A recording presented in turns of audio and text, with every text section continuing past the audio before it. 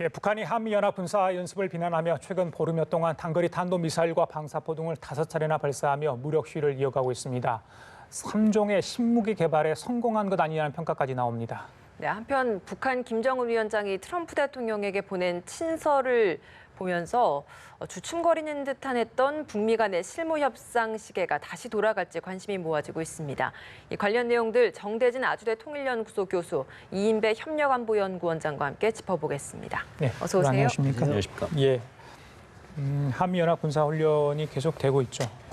그에 맞서 북한의 무력 시위가 계속되고 있습니다. 우리 이 의원님께서 계속 할 거다. 훈련이 끝날 때까지 그렇게 이제 나오실 때마다 이야기하는데 예상대로 그렇게 하고 있는 것 같습니다. 그런데 이 발사체 모양, 또 형식, 방법들이 좀 다른 것 같아요. 지난 11월 날 발사했던 그거는 또 다른 신종 무기다 이런 이야기인데 모습 공개된 사진만 가지고도 또 어떤 그 발사체인지 저희들이 가늠할 수 있겠습니까? 네, 많은 군사 전문가들이 이제 외형을 보고 이제 이것이 신형 전술 지대지 미사일이다 이제 보고 있는데 에이테킴스라고 하는 이제 그 확산력이 강한 이제 신형 전술 유도 신형 전술 지대지 미사일로 지금 파악을 좀 하고 있습니다. 그러니까 그 전에 KN-23이라고 했던 북한이 5월부터 시도했던 북한판 이스칸데르. 그리고 이제 북한이 이제 얘기했던 신형 대구경 조종 방사포라고 하는 것. 그리고 만약 이게 신형 전술 지대지 미사일이라고 한다면은 이제 새로운 3종 세트가 이제 완성이 되었다. 이제 그렇게 평가들을 하고 있습니다. 예, 지금 발사관이 이전에 뭐 6개까지 저희들이 볼 수 있는데 이번에는 2개였잖아요. 또 이제 발사체의 두께가 훨씬 커지는 모습도 보일 수 있고 거기 안에 어떤 장치들, 그러니까 뭐 폭발 유력이랄지 이런 것들을 배가시킬 수 있는 그런 것들이 장치가 돼 있는 겁니까? 뭐 일단은 더 구체적으로 저걸 봐야 되겠습니다. 외형적으로 봤을 때는 좀 이스칸데르보다 좀 통통하고요. 그런 모습이어서 일단 추력이나 것이 좀 더 좋을 수가 있겠다라는 생각이 들고요. 그러니까는 탄두가 더 무겁고 좀 더 이 뭉툭해도 가능하게 되는 그런 이제 모형인 거죠. 앞서 이제 정 교수님 말씀하신 것처럼 이제 자탄들 안에다가 여러 가지 폭탄들을 싣고 가서 상공에도 확 뿌리게 됩니다. 그 에이트킴스 같은 경우 그렇게 확 뿌리게 되면은 한 곳에 이스칸데르 같은 한 곳을 목표 지음을 이제 거기 가서 폭파되는 것이 아니라 그 근처에 가서 자탄들을 확 뿌려놓게 되게 되면 최소한으로 촉구장 한 3배 크기를 한 번에 다 폭파시키게 되는 그런 종류의 미사일로 지금 전문가들이 보고 있습니다. 그럼에도 불구하고 지금 말하고 있는 에이테킴스보다도 속도는 2배가 빠릅니다. 에이테킴스 가서 3.1 마가 나오는데 이번에 날린 게 6.1 정도 된다 그러거든요. 사거리도 300km 에이테킴스가 나오는데 제가 지금 400km가 넘게 날아갔다 그러니까 성능 면에서 훨씬 더 지금 개량되고 높은 수준이라고 볼 수 있는 것이 이번에 실험을 한 거로 보여집니다. 그간에는 사실 발사 다음 날 무기 특성을 잘 파악할 수 있는 명칭이나 이런 기술들을 공개를 했었는데 이번에는 이런 명칭이나 이런 특성 공개가 전혀 없었습니다. 이건 왜 그랬다고 보십니까? 그래서 더욱더 신형이 아닌가 보는 건데 아직 시험 발사 중 이렇게 보는 것이죠. 이제 지난번에 왜 이제 완성이 됐을 때는 부위원장들이 다 같이 이제 도열해서 사진도 찍고 하지 않았습니까? 그러니까 나름대로 자체적으로 시험 발사 성공했다라고 평가를 하고 이제 그걸 대내로 가시를 하는 건데 아직은 새로 이제 도입한 신형 전술 지대지 미사일의 시험 발사 단계가 아닌가 싶습니다. 그래서 이제 더욱더 시간 싸움에 남북한 군사 당국이 이제 들어간 것 같은데 시험 발사를 하고 보통 실전 배치까지는 한 1년, 길게 한 2년 정도 걸리는데 그 안에 우리도 이제 새로운 요격 체계를 만들어야 되는 남북 군사과학기술 당국 간에 지금 시간 싸움이 시작됐다 이렇게 보입니다. 예, 신형 무기 3종 세트를 구축했다 이런 평가까지 나오고 있습니다. 그러니까 북한판 이스칸데르 KN-23인가요? 그거 하나 하고 대구경 조종 방사포 그리고 이번에 나왔던 그 지대지 유도 미사일 정도 될 것 같은데요. 글쎄요, 이러면 한반도의 킬체인을 무력화시킬 수 있는 그런 것을 염두에 두고 북한 쪽에서 계속해서 이런 무기 개발을 하는 거라고 보면 되겠습니까? 어떻습니까? 예, 맞습니다. 원래 북한이 지금 핵무기를 개발했던 거는 재래식 전력에서 밀리니까 한미에 밀리니까 이제 비대칭 전력 핵무기를 개발하겠다라고 하는 것이었거든요. 근데 이제 지금 이제 비핵화라고 하는 것에 협상 단계에 들어갔었죠. 그래서 이제 그 비핵화를 하고 난 이후에 자기들이 지킬 군사적인 안전담보 그 물이 무엇인가라고 했을 때 다시 재래식 무기를 좀 개량하는 쪽으로 이제 방향을 잡고 미국하고는 비핵화 협상을 통해서 상응 조치를 받고 경제 감각으로 이제 새로운 나라로 나가지만 결국은 그래도 미국의 동맹국이 한국의 멱살을 좀 쥐고 있어야 그래도 자신들의 이제 입지가 있는 것이죠. 그렇기 때문에 이제 재래식 무기 개량에 굉장히 힘을 가하고 있는 것이고 기존에 있던 그 단거리 스커드 미사일 170mm, 뭐 자주포 240mm 방사포 같은 거를 지금 뛰어넘는 걸 보여주고 있는 것이고 여기에 대해서 이제 요격 체계를 만들어야 되는 게 이제 우리의 지금 아까도 제가 시간 싸움이라 말씀드렸지만 문제가 생긴 것입니다. 뭐 이게 못할 건 아니라고 보여집니다. 이게 뭐 미사일을 개발했다고 하더라도 이거를 뭐 논밭이나 산에다 쏘는 게 아니잖아요.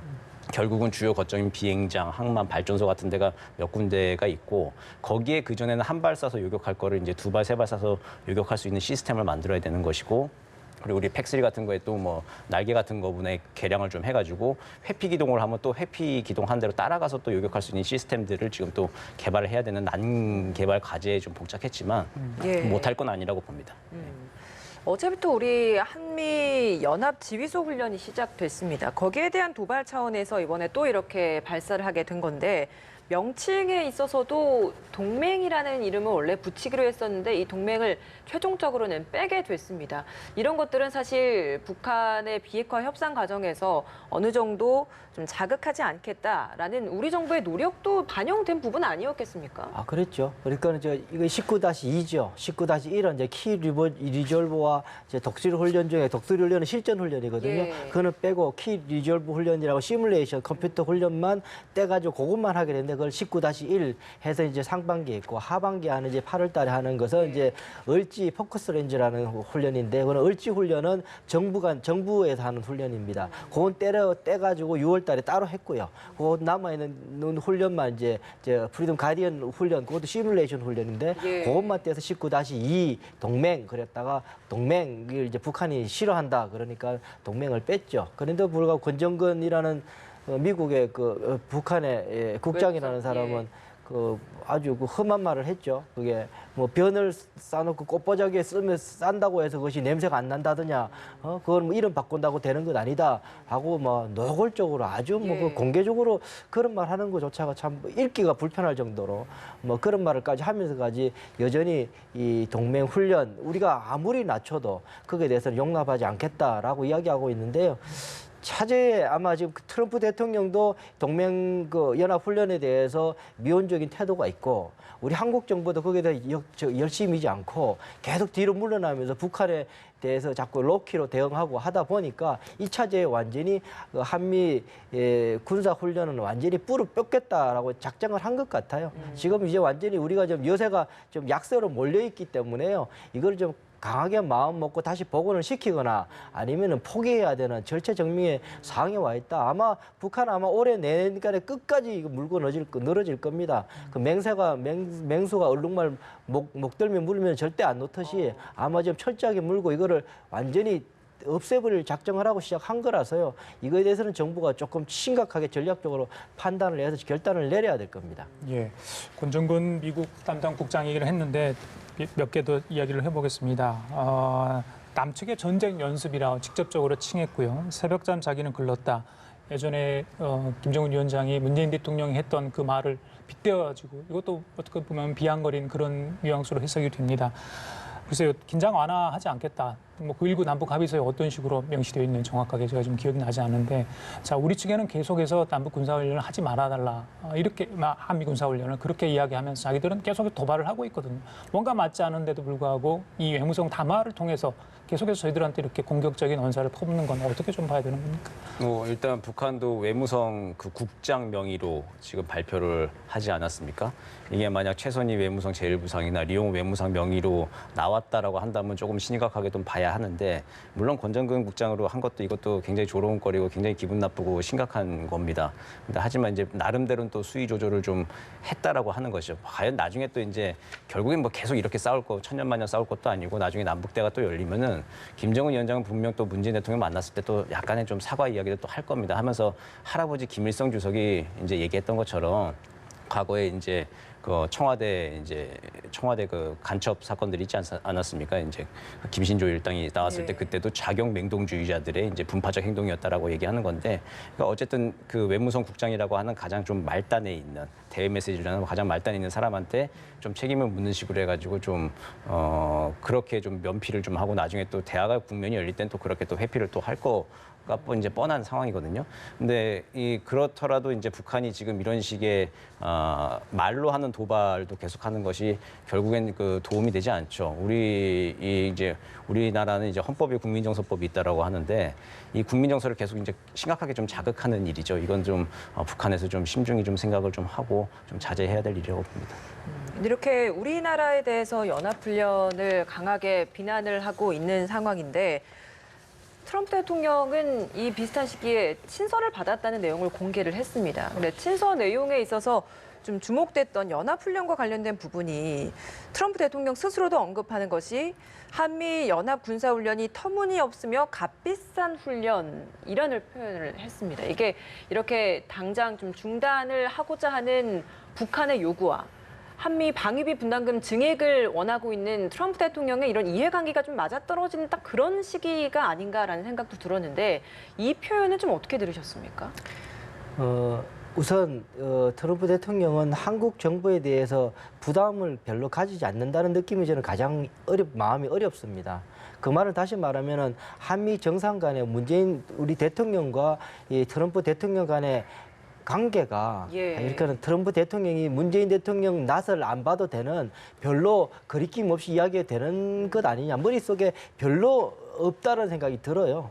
아무리 지금 그 선거 전국이 되어서 이야기한다 그래도 저 정도까지 저렇게 이야기할 그 한국에 대해서 비아냥대면서 훈련에 대해서 연합 분담금 문제에 관해서 세금 집세 받기보다 더 쉽다는 식으로 비아냥될 정도까지 이야기한다는 수준이라 그러면 이건 한국 정부에 대해서 사실은 별로 안중이 없이 지금 이야기하고 있다라는 부분이 저는 가장 사실은 마음이 어렵습니다. 이거는 사실은요 어차피 나라 일이라는 게 사람이 하는 거기 때문에 사람 간의 관계가 돈독해지면 저렇게 말하기 어렵거든요. 다음에 또 봐야 되는데 저런 말 할 수 있겠습니까? 그런데 저런 것들이 별로 개의치 않게 할 수 있을 정도로 관계가 별로 좋지 않다라는 것 때문에 저는 굉장히 이제 앞으로도 좀 어려울 수 있겠다라는 생각이 좀 많이 듭니다. 사실은 이 앞서 말씀드린 것처럼 앞서 여러 가지 이야기를 했지만 우리 대통령께서 북유럽에 갔을 때 그 평화적 방법에 의한 평화, 여왕 갈통의 이야기를 하면서까지 우리는 평화를 이야기하는 동안에 저 사람들은 북한은 지금 계속 그 시간 동안에 군수공업부에서는 그 무기를 만들어서 지금 공개해서 쓰고 있는 것 아닙니까? 한반도를 다 장악하고 있는. 결국은 보면은 한미 연합훈련은 떨어져 나가게 되면 오로지 이제 한국이 방어하게 되는 그런 대한민국이 오게 될 때 북한은 이미 벌써 다 한국을 장악할 수 있을 만큼의 미사일 위력들을 다 가지고 있게 된다 그러면 한국의 상황들이 굉장히 어려워지는 거죠. 예, 악순환이 되고 있는 것 같습니다. 트럼프의 저런 이 얘기를 북한 김정은 위원장은 또 이용하는 것 같고요. 지난번에 그 국방장관, 신임 국방장관 지난주 왔고 그래서 국방장관 회담도 하고 문재인 대통령 만났을 때 한미 동맹을 강조를 했거든요. 자, 방위 분담금 인상, 외교 라인을 통해서 얼마든지 협상 가능하지 않습니까? 그런데 미 행정부의 최고 수장인 트럼프 대통령이 자꾸 저런 식으로 그러니까 저희들에게 불편한 이 얘기를 계속 하지 않습니까? 자, 저런 건 어떻게 받아닙니까? 한미 동맹의 근간, 뿌리까지도 의심스럽게 하는 그런 발언들 아니겠어요? 네, 아무리 이제 구조적인 문제가 뭐가 있을까, 이렇게 아무리 살펴봐도 아마 좀 트럼프 대통령의 지금 개인적 캐릭터 문제가 좀 가장 좀 큰 것 같습니다. 이제 트럼프 대통령은 아무리 좀 좋게 생각을 해줘도 이 한미 동맹 역사상 처음 만나는 유형의 새로운 대통령인 것 같습니다. 통제가 좀 안 되는 것 같은데, 지금 발언을 보면은 이걸 100번 양보해서 국내용이다, 국내 선거용이다. 그 전임 대통령들이 못한 것들을 방위비 분담도 다 동맹국에 전가하고 아메리카 퍼스트주의를 관철하고 있다라고 하는 거 그걸 메시지 전하는 것이다라고 이렇게 100번 양보해서 생각을 한다 하더라도 이게 어쨌든 대외 메시지로 나가는 것이잖아요. 메시지 관리가 지금 안 되고 있는 것이죠. 그리고 이게 동맹의 가치라고 하는 것이 돈으로 환산될 수 없다는 거는 그 누구나 알고 있는 것이고 그렇죠. 이 발언에 대해서는 지금 미국 조야에서도 뉴욕 타임즈나 여러 언론들에서도 굉장히 좀 비판을 좀 불러오고 있는 것으로 좀 알려져 있습니다. 그 친서 내용 공개하면서 연합훈련 끝나는 대로 미사일 시험 발사도 종료할 것이다. 그리고 실무 협상 다시 재개하고 싶다라는 이야기도 담겨 있었다고 했습니다. 그러면 친서 내용대로라면 8월 말 안에는 실무 협상이 재개될 수 있을 거라고 좀 예상을 해봐도 될까요? 저는 그 가능성을 아주 적극적으로 보진 않습니다. 왜냐하면요, 지금 이제 북한 쪽에서는 이 시기는 이 연합훈련 때문에 이제 안 하고 있는 건데, 이거 끝나고 나면 하고 싶다라고 하고 싶다라고 그렇죠. 했다는 거죠. 하겠다가 아니라 하고 싶다. 다시 미국한테 이야기를 던진 거예요. 하고 싶으니 할 수 있는 조건을 네가 만들어라. 또 이야기하고 있는 부분이거든요. 시기로는 그때지만 사실은 왜 안 됐느냐면 의제 때문에 안 된 거거든요. 새로운 카드를 내놓으라 서로 그 이야기를 하고 있던 거거든요. 미국에서는 영변 플러스 알파를 내놔야지 실무 협상을 할 것 아니냐라고 이야기하는 것이고, 북한 쪽에서는 그런 협상 안 할 테니까 새로운 카드 내놔라라고 이야기하고 있는 부분이단 말이에요. 그게 안 돼가지고 지금 협상이 안 돼 있었는데, 시기만 지금 그 이야기는 싹 빼고 지금 시기만 다시 이야기를 했어요.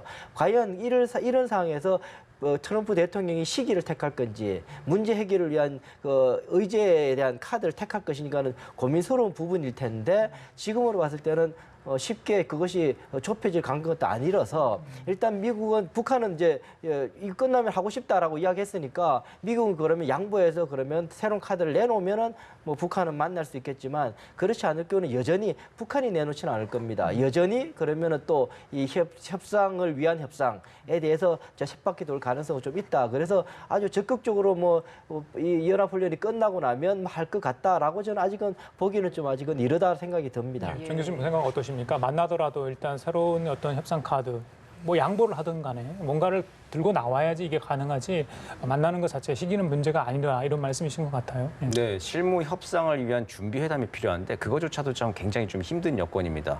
여전히 뭐 판문점 채널이 있네, 뉴욕 채널이 있다고 하지만 정상들 간의 친서입니다. 사실은 이제 실무자들이 진짜 이제 정상들이 선택할 수 있는 옵션을 추려서 올려줘야 되는, 건의를 해야 되는데 그 지금 구조가 안 되고 있는 것이죠. 그리고 권정근의 담화를 봐도 이게 상습법이 아니라 하강법을 쓰면서 결국은 또 미국과 대화를 하자고 하는데 내용이 알맹이들은 좀 빠져 있죠. 뭐 한미 군사연습 판을 깨든지 그 다음으로 내려와서 이제 여기에 대한 남한의 변명이라도 하든지, 아니면 결국은 남한과 대화 안 하고 미국과 대화할 건데 남한은 빠져라라고 하는 식으로 이제 하강법으로 지금 얘기를 하고 있는데, 결국 그걸 남한에 대해서 얘기를 하고 있지만 미국과 대화하자고 얘기하기 때문에 외무성 담화 형식으로 얘기를 한 거거든요. 근데 남북관계 얘기한 거는 사실 외무성이 얘기했다고 하는 거는 우리식으로 보면 월권 행위를 한 거죠. 북한 내부에서도 지금 이제 결국은 미국으로만 향하려고 하면서 우리 쪽하고는 지금 빠져 있는 그런 상황에서, 과연 이제 뭐 미국하고 만난다고 하더라도 그 전에 우리가 미국도 이제 결국은 우리 얘기를 좀 들을 수밖에 없죠. 아무리 트럼프 대통령이 이렇게 혼자 이렇게 속도를 낸다 하더라도, 그런 상황에서 지금 북한과 미국 양자가 지금 준비가 좀 미흡한 상황에서 이 속도보다는 올바른 방향으로 가는 쪽으로 좀 한 번 더 조절을 할 필요가 있어 보입니다. 예. 북미 협상 과정에서 남북 관계에 있어서도 굉장히 곤란한데, 지금 미국이 우리나라의 호르무즈 해협에 있는 파병 요청을 해온 상황이었는데, 여기에서 또 이란이 우리 정부에게 파병을 하지 않았으면 좋겠다라는 입장을 처음으로 내놨습니다. 이렇다 보니까 여기에 있어서도 사실 좀 고민이 굉장히 깊을 것 같은데, 우리 정부가 어떤 선택을 해야 한다고 보십니까? 예전에 벌써 한 10년 넘었죠. 대량 살상무기 확전 방지 구상이라고 PSI라는 것이 있었습니다. 미국이 전 세계적으로 북한의 대량 살상무기 확산, 팔거나 도입하거나 하는 것을 잡기 위해서 선박을 납포하거나 검색을 할 수 있는 시스템을 만드는, 전 세계적인 네트워킹 시스템을 만드는 것이었는데요. 그때 이제 북한은 그것이 우리 한국에 가입하면 그 전쟁 행위로 간주하겠다. 그래서 굉장히 우리도 그것 때문에 어려웠었죠. 그러다가 뭐 결국은 가입을 했습니다만, 사실 지금부터 호르무즈판, 저는 이란판, 대이란판, 저거는 PSI 같은 거다라는 생각이 좀 드는 부분입니다. 호르무즈 항행 자유라는 조건 하에서 여러 연합국 30개국을 이야기하고 있거든요. 30개국들 지금 협상을 이제 미국이 계속 설득하면서 다니게 되겠죠. 그 조건과 상황과 어느 수위에서 할 것인지에 대해서 이제 한국가씩 만나면서 그 네트워크를 구성하게 될 거라서 단시에 금방 되지는 않을 겁니다. 그래서 어쨌든 그렇기 때문에 그런 상황들을 이제 시스템을 구축하게 될 때 한국도 이제 차근차근 이제 여러 국제 유관 국가들과 좀 상의를 해가면서 네트워크를 보면서 판단을 하면 될 것 같고 가장 중요한 거는 우리로서는 우리의 이익이 어디에 있는가를 좀 봐야 될 부분이겠죠. 사실은 뭐 가장 호르몬 저해협으로 사실 우리 그 원유 수입선의 90%가 저쪽으로 다니기 때문에 전 세계 물량은 30%지만 이쪽으로 90% 이쪽에서 오기 때문에 우리로서 경제적인 필요가 굉장히 많은 부분인데 그럼에도 불구하고 저쪽에 파병할 배가 마땅치가 않은 상황이라서 그것을 어떻게 할 것인가에 대한 고민이 필요한 부분이에요. 그래서 여러 가지를 좀 판단을 해서 해야 되는데 금방 판단할 필요는 없을 것 같아요. 그러니까 앞서 말씀드린 것처럼 이게 시스템이 구축되려면 금방 되는 문제가 아니라서 조금씩 시간을 두면서 여러 유관 국가들과 협상 진행 사항을 보면서 우리도 결정하면 되겠다라는 생각을 해보게 됩니다. 그 다국적 호위 연합체에 한국이 참여를 해준다면 우리는 이렇게 해줄 수 있다. 뭐 미국이 이런 조건을 달 수도 있나요? 어떤 뭐 미국이 그렇게 조건을 달 수도 있겠는데 지금 뭐 주고받을 만한 카드가 뭐 한미 사이에서 뭐 이렇게 크게 현안이 아주 뜨거운 현안이 있는 건 아닌 것 같고요. 방위비 문제 같은 것들이 가장 이제 뭐 좀 깎아주겠다 그럴 수 있을 건데 그건 깎고 말고 하는 문제는 아니고요. 우리가 낼 건지 안 낼 건지 문제예요. 사실 우리가 돈 뭐 매년 뭐 이제 뭐 800억 증액시켜주는 거. 작년에 787억 증액했는데 자동 8.2% 이제 만약 협상이 안 돼가지고 8.2% 자동 연장, 자동 증액하면 851억 내거든요. 복리 붙으면 금방 이제 1,000억 넘어가고 1조 4천억까지 마지노선 맞추는 건 금방 올라갑니다. 근데 사실 우리 정부 예산에서 뭐 5천억 더 내는 게 돈이 없어서 못 내는 게 아니거든요. 뭐 이제 그 방위비를 뭐 낸다 만다 이제 그 액수 갖고 할 그런 문제는 아닌 것 같고요. 결국에는 이제 우리의 이익을 바탕으로 판단을 좀 해야 되는 것이죠. 예. 그래요. 처음에 저희에게 나온 건 이제 정부에서는 이 한일 간의 갈등 구조 속에서 미국의 중재 역할을 조금 더 끌어당기기 위해서 저걸 좀 적극적으로 검토했었는데 저것이 더 검토를 하다 보니까 호론주 해협 자체가 금방금방 되는 부분이 아니어서 금방 미국이 저거 한다고 금방 한일 관계에 적극적으로 개입할 만한 카드는 아니어서 조금 이렇게 전략적으로 더 좀 긴 호흡으로 판단하고 있는 것 아닌가라는 생각을 해보게 됩니다. 예, 알겠습니다. 지금까지 정대진 아주대 통일연구소 교수 이인배 협력안보연구원장이었습니다. 말씀 감사합니다. 고맙습니다. 고맙습니다.